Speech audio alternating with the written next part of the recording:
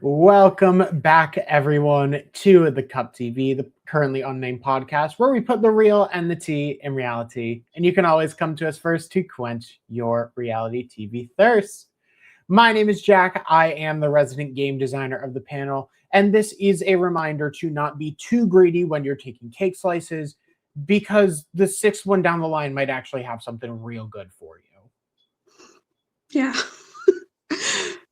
Hi, my name is Rianne, but you can call me Ri. And yeah, I've been craving some chocolate cake after that episode. It looked very good. Looks so good. I can't lie. I was like, okay, what local bakeries do I have that I can just order one from real quick? Because, ooh, it got me in a mood. Yeah. Yeah, I got something chocolatey pastry. Oh. But yeah, no chocolate cake. Just I'm something. probably going to have to go run down to a gas station near me and just get a chocolate brownie and have a good time. But yeah. Before we do all of that, we do have a lovely another episode of Australian Survivor to talk about. We are in week 2. This is the Monday episode. Before we get into the nitty-gritty of said episode, I have a couple extra things to tell you in particular. First, if you like Australian Survivor, House of Villains, The Traitors, which just finished up, Survivor 50, Big Brother, which is slowly approaching, any sort of reality TV content, maybe even Project Runway, or America's Next Top Model, which we are currently reviewing an old season of, you can feel free to subscribe down below or follow us on the social platform that you are on right now, because that means you get to listen to more of us talking about everything. In addition, if you are a good fan of drag or the Eurovision Song Contest, you can check our link tree in the description for some links to those channels. We have lots of content for each of them, so please feel free to follow us on there. And while you're down there, you can feel free to find the Instagram, Twitter, Blue Sky for this channel, along with myself and Ree, which should be scrolling on the bottom, but that is the one thing I forgot to do today. So we will figure that out in a little bit. But you can feel free to follow myself and Ree. That'll be updated at some point in the description, along with the cup on almost all platforms. Yeah. And while you're down there, maybe instead just look up to the right. I'm trying to remember what direction it is now. That QR code or the description to buy your cup. This is a lovely little device. You can get some nice tea with this. You can use it for a pencil holder. You can do anything with it. Feel free to click that link in the description below. Tell Lana you, as I've completely lost the train, feel free to give the store a heart and also tell Lana that you're ordering a cup, because we always love to hear it. You can get it from anywhere in the world. Brazil might have some small problems for reasons we're still working through, but we believe in y'all and we'll make it happen. So please feel free to buy your cup merch. And with that, I say we jump into this lovely episode of Australian Survivor. So, we start coming back from the lovely blindside of Eliza 8-3, after Eliza kind of spun a lot of tales and it wasn't so well received by Lyndall and Laws. Rianne, what did you feel about that? Yeah, it feels kind of like the typical reflection, the night after type of thing with Lyndall and Laws and Jackson. Jackson is very upset. And yeah, he started blaming himself. It was kind of sad. And yeah, he is definitely taking it on the chin that he is, not taking it on the chin, taking it hard that, he was completely outside the vote. He had no idea what was going on. He's been to 2 votes, and he's already been blindsided on the second one. It wasn't him, but he was blindsided. So that's a really, really bad way to start with there being 21 people left in the game. Yeah. Yeah. Let's But see. we do see at least Lyndall pull him aside and be like, hey, I just want you to know this is why we did it. Wasn't necessarily towards you. It just kind of happened this way. Once again, I'm really sorry that it happened to you. And like, I she's still feeling. kind of want to target, you know, Harry, Yeah. which is, you know, not a problem, except that's Jackson's main ally. Yeah. Small. Yeah, a little bit, because Harry he voted with Jackson, just specifically so Jackson wouldn't be mad at him. And at this moment, Jackson is like, yeah, Harry is my buddy. I trust him. And so, yeah, maybe not the right time to start floating Harry's name. I will note that someone does manage to catch on to this. Yeah. And it was someone we had, especially in the draft, real low. So I am very happy to see her getting her flowers here. Lottie like fully clocks this and is like, that Yeah. okay, exactly what I expected. With Jackson being dragged into Harry's little wing and like making sure he's all okay. Exactly what I expected. And like, Yeah. you've been noticed. You're now put Yeah. on watch. Don't try anything. But like, Yeah. Yeah. She's very observant. And it's nice. I do kind of like that someone will be like, oh, if I vote this way, then this person will not know that I was actually in on the plan, and blah blah blah, and then somebody else just blocks it. I've definitely been in that situation a number of times in games, like where it's like, hey, I'm gonna vote wrong here, but it's purely to get your attention that I'm with you, even though I know exactly what's going on. Yeah. So I am definitely happy to see kind of the multi-layerness of Jackson going, wow, he voted for me. Yeah, I knew what I was doing. You're not slick. Yeah. So it's also funny, and it's also interesting that like it makes people really maybe later start to really consider like, what does this vote mean every single time? Mm-hmm. Like this. And I don't have anything else about them. It's kind of this typical. We really don't. Yeah. I will be honest, there's not a lot of non-bounty stuff this episode in terms of tribe dynamics. We get one major kind of like moment later, but we'll see as the game progresses, like where those numbers actually come in. But we do see Lottie then continuing her kind of push of like, okay, both of these returning men are problems because I know they're going to know how to play this game. Let me just like, there's a gap here. Let me just continue to stretch it a little bit.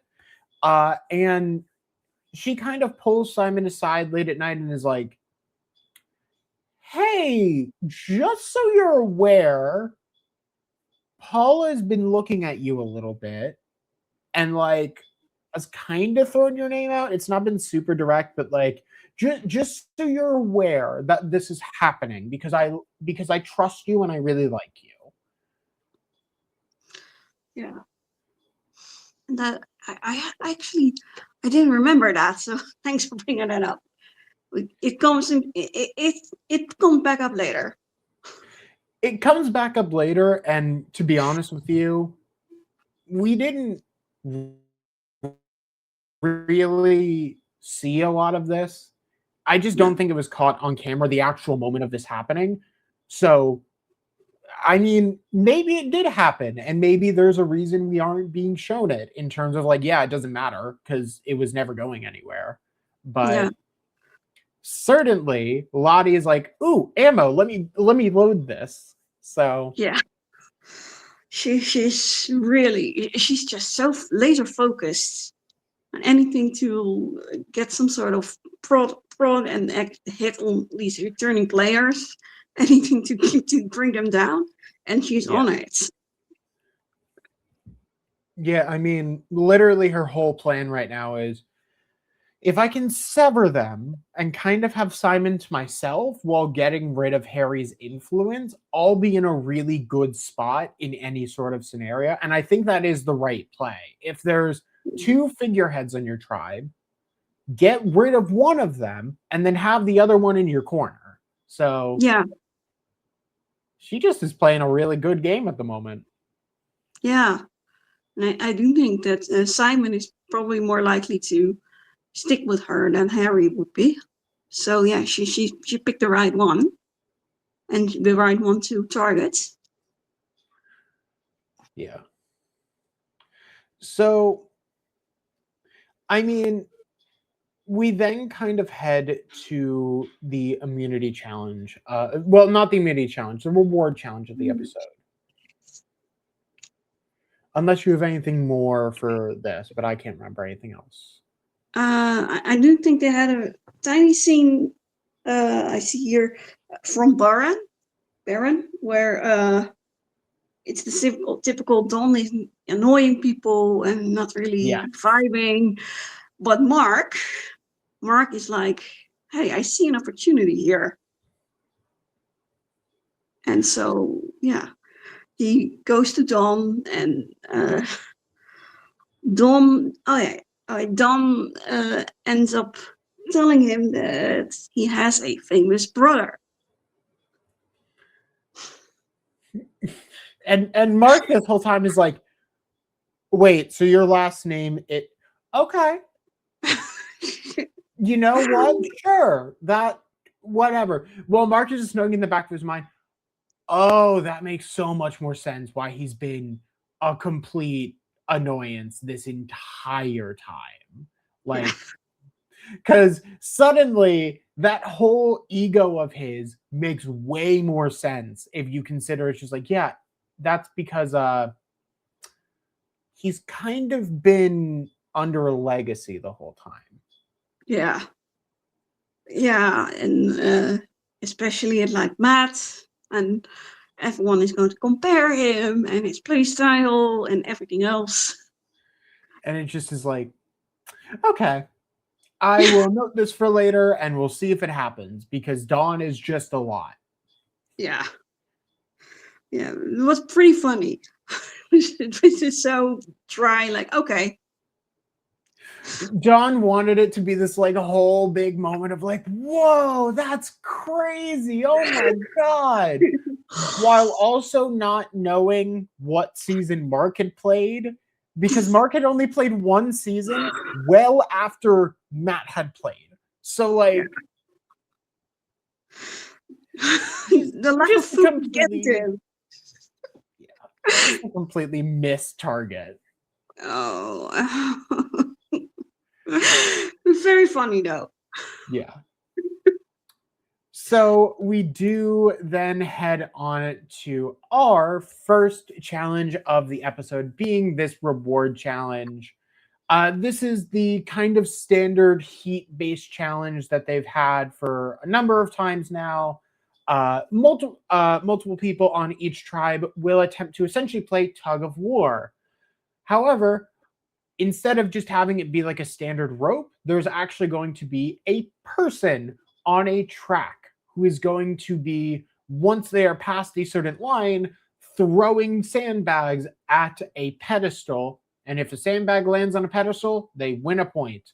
First to 2 points wins. The only other note is that there is a limited amount of sandbags. They cannot get more. And if they run out, they simply cannot score that point. If both tribes run out, then neither tribe gets the point. Sure.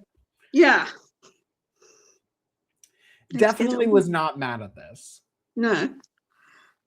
Yeah, it is kind of a new touch thing.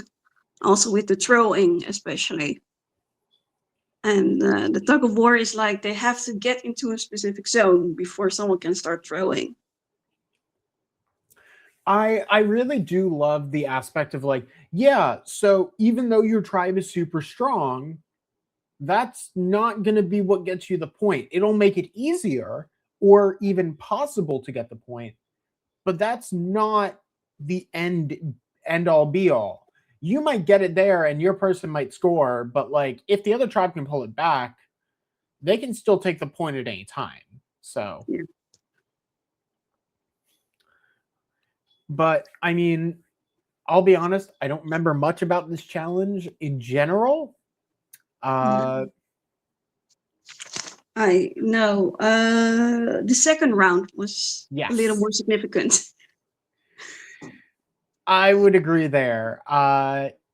Yeah, so I mentioned running out of sandbags very specifically because it seems like a scenario that shouldn't have to occur.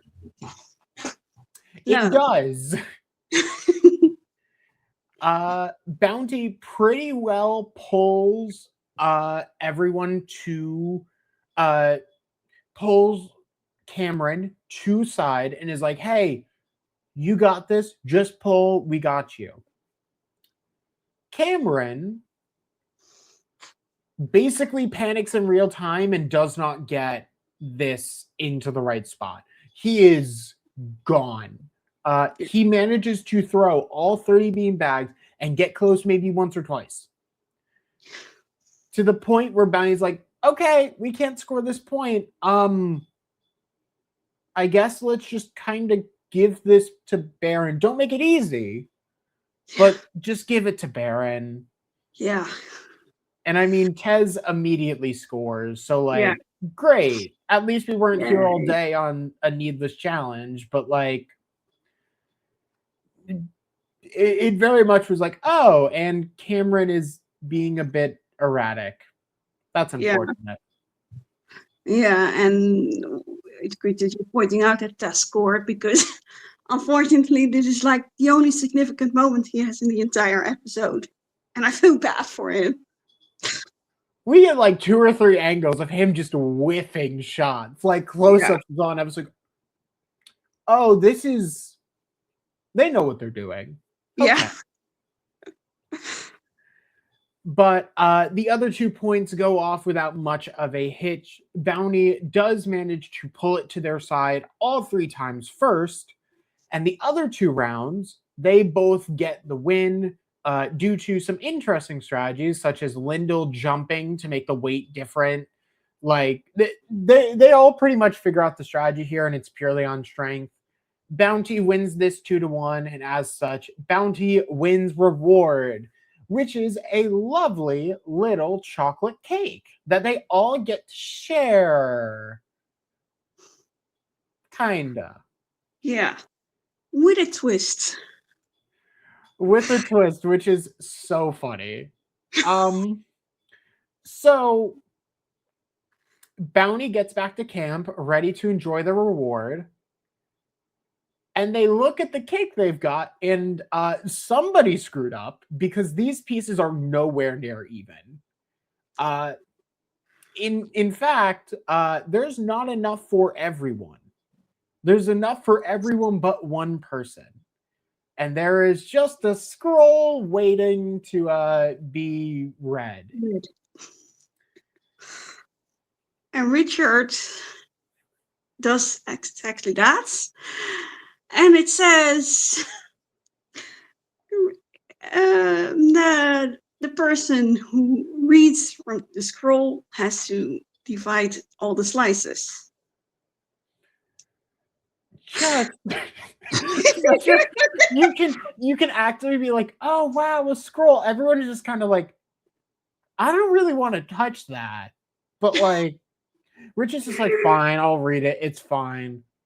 The person who's reading this must distribute the cake. Are you kidding? Ugh. And he tries his best to do it fairly. Notably, like, every single slice is a different size. There's like the biggest to the smallest, and there's one slice that's left out. Based on our only note on the challenge, you can probably figure out who doesn't get a slice. Oh, oh yeah. He really wanted that cake. He really wanted that cake, but he was not getting it after that challenge performance. Oh. Obviously, cool. Yeah. As everyone is slowly eating this cake, as is tradition on Australian Survivor, of course, one thing actually has something more than just the food. And Aisha's cake, very much, she's like, oh, that's a piece of paper. Hey, why don't we go sit down to eat this cake? I don't know. Like, we should go separate. That's crazy. Just like trying desperately to get everyone away and like pulling camera and be like, I have something. Pull everyone away. Help me. Yeah, and good for her. And yeah, I really love this about Australian Survivor. They just sneak something in there, and whoever gets it gets it. Very random. Notably here, I think it was like the 6th-ish biggest slice, something like that. So it was somewhere low on the totem pole that actually had something here, which I really do enjoy, just being like, yeah, so someone who's getting like a lesser piece of the pie is actually going to be rewarded potentially more. And I think it worked out really nicely. Yeah, it did. And everyone, I think she hit it pretty well. I don't think they showed anyone having suspicions. I think a couple of people in general, just based on like the vibe of Australian Survivor, probably think that someone got something, but like no one specifically is like, yeah, Aisha got something here. So I think we're all good, at least on that front.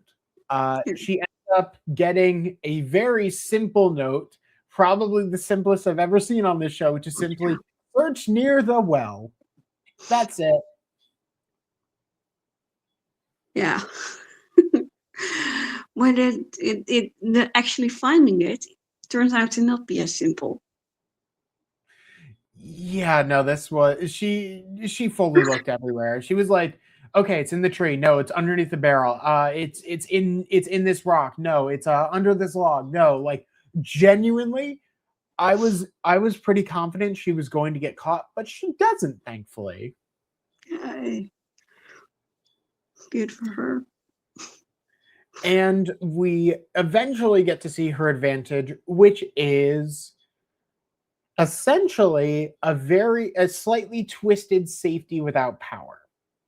So at any of the next 3 immunity challenges, before tribes depart back to go to tribal and a certain tribe goes back to just be safe, she can say, you from the losing tribe, you are safe and you are not going to this tribal.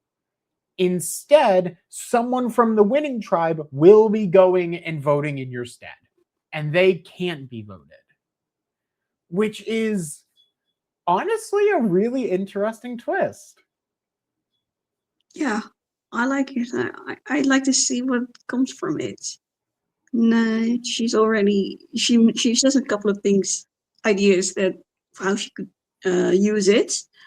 And some of the stuff I hadn't even thought of. So yeah, I'm very curious how she's going to use it. So I will bring up notably the trend with Australian Survivor. And I think if you've watched for any amount of seasons, you know that the second week, somewhere in episode 4 or 5, except Australian Survivor versus the world, because we did not nearly have enough time. Somewhere in episode 4 or 5, there's going to be a non-elimination episode. There's going to be a vote, there's going to be a tribal council, but something else is going to happen. And we're going to swap someone to a tribe for permanent time or a round, and then they're going to go back. Or like, there's going to be something that happens here. So it is very interesting seeing that happen right now. I think people also know this is a likely possibility. And I think Aisha's probably also clocked it of like, oh, if it doesn't happen tonight, it's probably next round.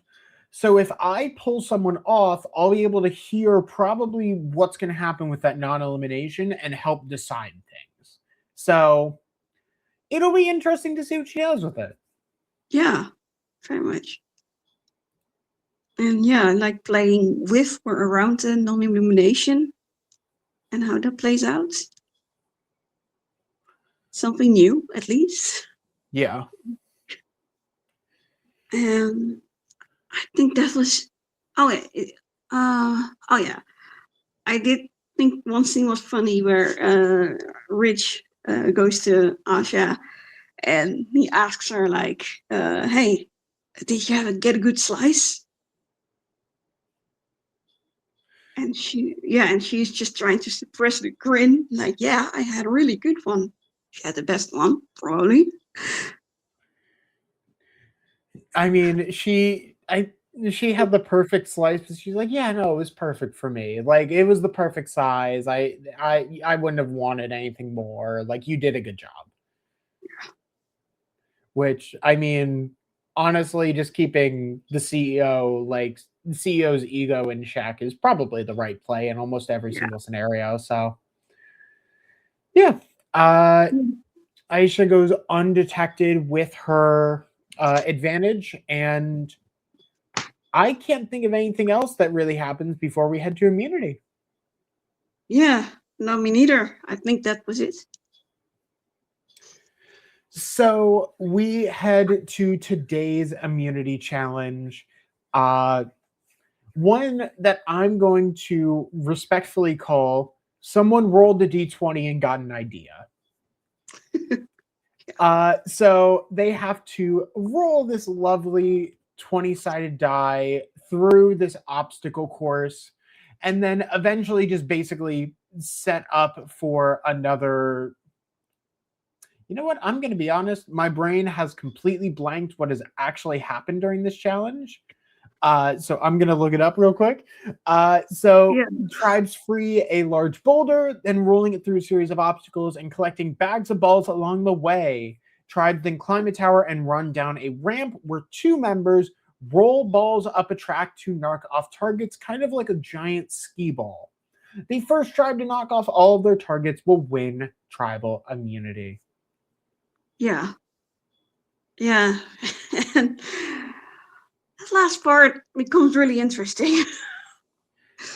Yeah, I mean, both tribes are pretty neck and neck the entire time. There's a couple moments where, like, Baron is struggling a little bit or Bounty's struggling a little bit, but both of them are pretty much even when it comes to the actual start of this final skee ball-y phase. And Baron is not hitting the first couple, and somebody decides to be really vocal about that to other people. Oh. And not just that once. Not just that one time. Yeah. Vaughn literally throughout this entire segment does not shut up about like, I should have been on the balls. I should be throwing right now. We are going to lose because I'm not throwing. This is really bad. And everyone else on his tribe just has to kind of go like, there's nothing we can do right now. Please shut up. Yeah. Yeah. Oh yeah, they can't switch. In the US they can, but apparently not here. No. It looks like this challenge is pretty hard locked for you are deciding 2 people right now to do this. Yeah. So Yeah, we get Dawn once again having kind of an ego, but after a little while, Bounty gets a couple down, Baron gets a couple down, but Mark basically locks it in how to do this. And honestly, pretty impressively, Baron ends up taking this challenge, especially from a little bit of behind. So Baron is safe.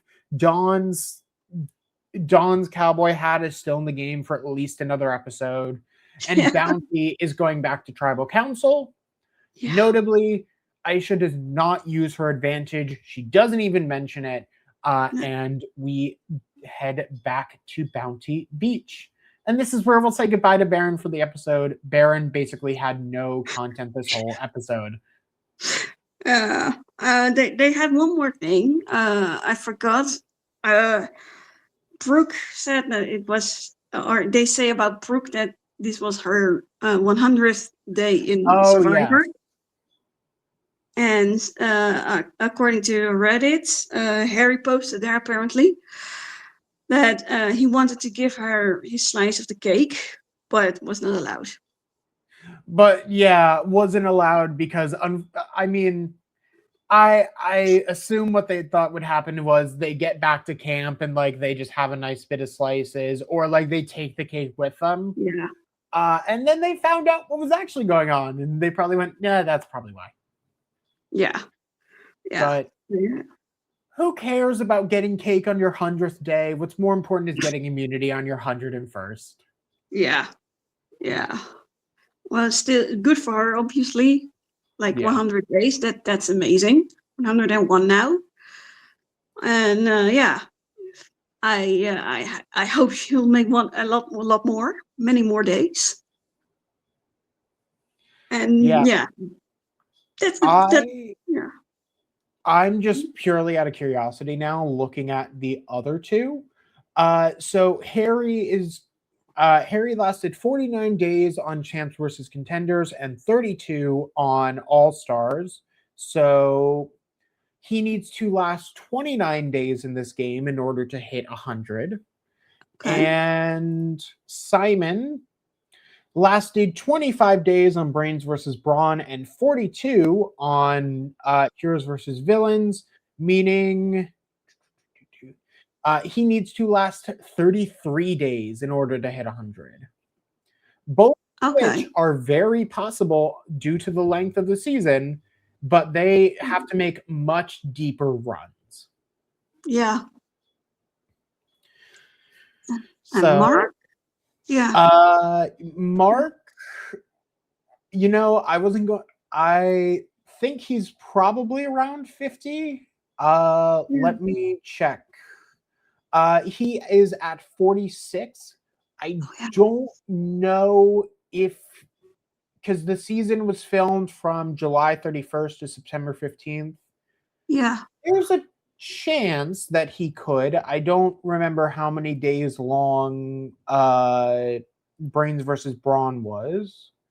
Brains versus Brawn was 47. So I think at best he can get around 90 days, but I don't think he'll be able to actually cross the 100 mark. Yeah.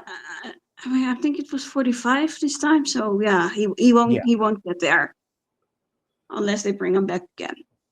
Unless they bring him back again, which, I mean, if he does well in the season, I can definitely see. Yeah, me too.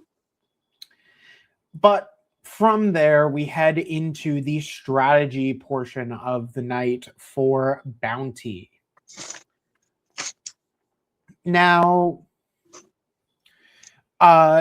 it does seem in general like Lottie is in a very, very good position, just like kind of subtly pushing, hey, Paula's doing a lot right now.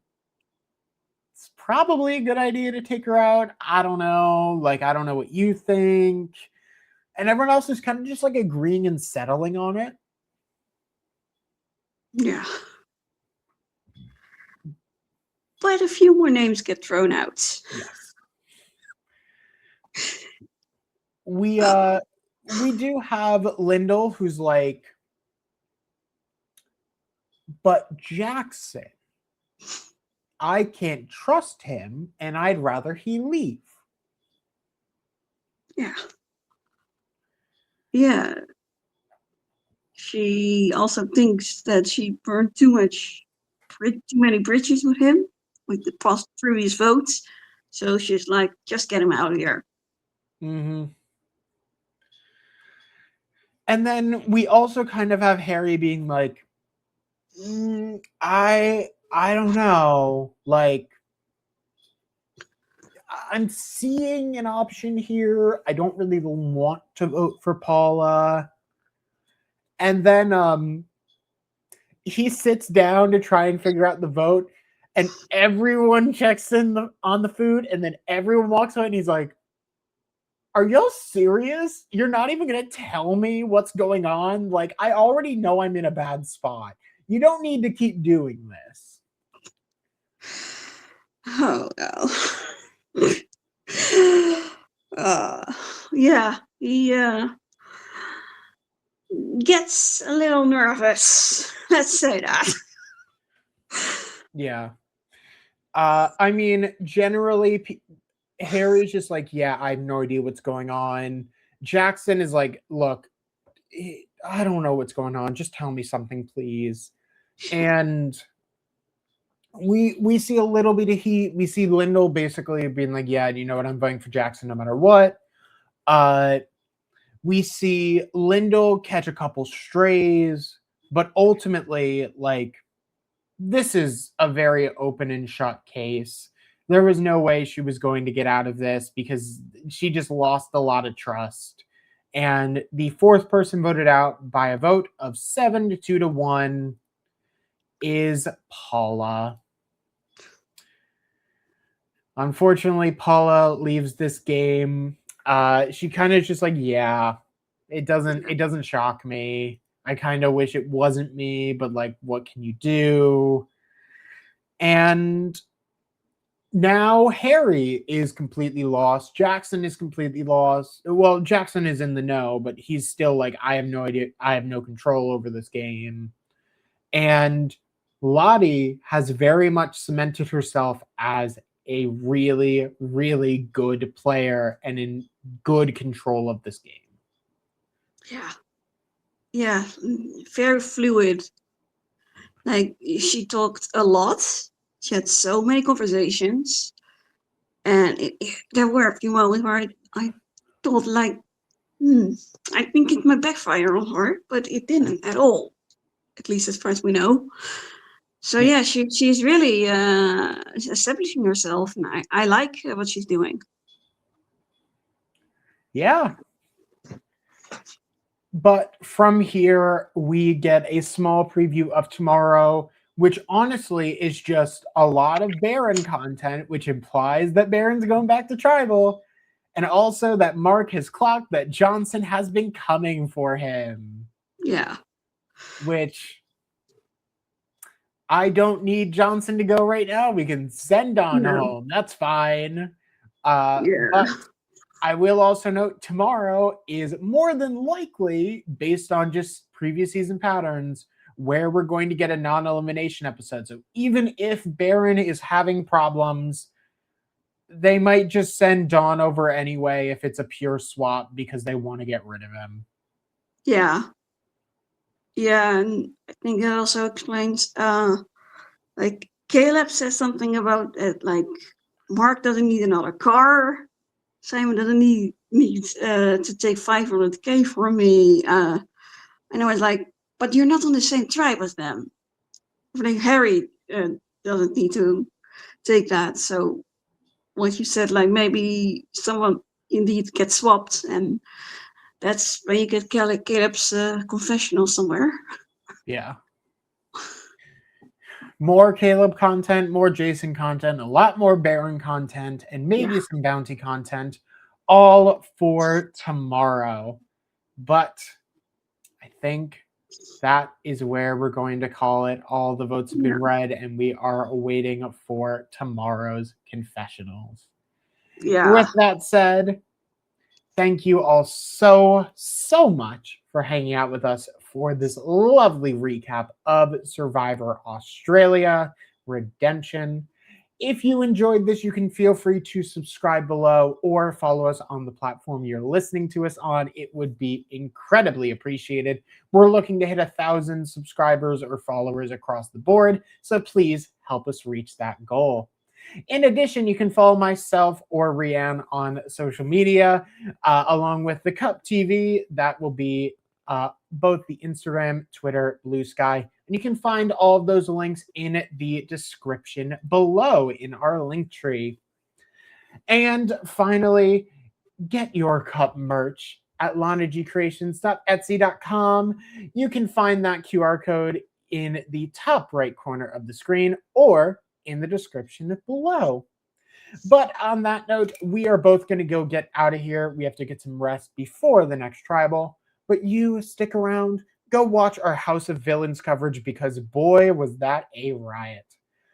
But on that note, thank you all so much for being here. Thank you, Rianne, for being here with me today. It was lovely hosting with you. Yeah, I love it. Thanks. And with that, we are going to get out of here. Cheers, y'all. Yeah, cheers.